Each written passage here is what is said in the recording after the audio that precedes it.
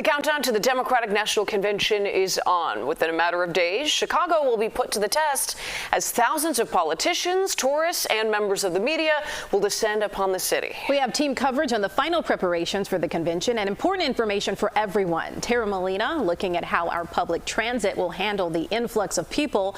But we start with CBS News political reporter Chris Tye on how dozens of agencies came together today to make sure all bases are covered when it comes to safety. Chris.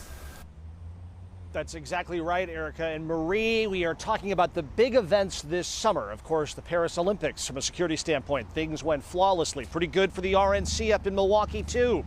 The hope is when Chicago gets put in the spotlight, things go smoothly here. Inside this building, there are crews working feverishly to make sure things are ready 5 days from now. But take a look up on the roof of the United Center. You can see crews putting some final touches, what appear to be cell phone repeater towers. Bottom line here, security bosses in charge of the DNC are painting a very optimistic picture of what's ahead. There was a plan for it. One final meeting of dozens of local agencies working to make it a smooth DNC. From the CTA to Streets and Sand to the FBI. Putting final touches on plans ensuring business centers, waterways, and transportation assets remain safe in Chicago. Plans, the Secret Service says, are unchanged by last month's attempted assassination on former President Trump in Butler, Pennsylvania. As far as comparing Butler to a national special security event, you can't compare it. This is a whole of government approach. We've been planning for this convention for well over a year. For weeks, we've seen these yellow and red security perimeter maps around the United Center and McCormick Place. Now that the fences are up, CPD making sure they have live updates on both facilities, using pod cameras to ensure both attendees and protesters are safe. I'm not going to go into every little detail about what's going on around that location. We have eyes and ears on everything that we possibly can in that location. CPD Police Superintendent Larry Snelling promising neighborhoods outside DNC areas will remain policed.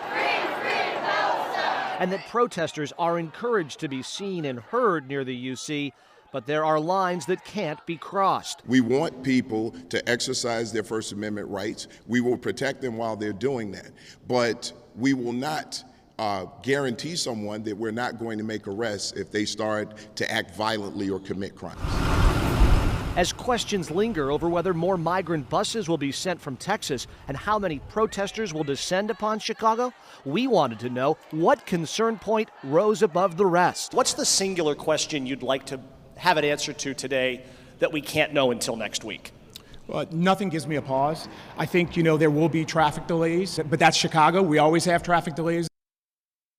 I have been around CPD officials 2 of the last 3 days, and they have had a recurring theme. There's been a lot of talk about the 1968 convention in Chicago, but not much about a very successful 1996 convention at this very building behind me. And of course, they're hoping to replicate that. CPD also very bullish on some improved crime numbers in a number of categories, and that they've had a successful Lollapalooza, NASCAR event, and the Air and Water show this weekend, hoping that that hot hand on the safety front continues into next week. For now, live at the United Center, Chris Tye, CBS News, Chicago. Chris, thank you so much.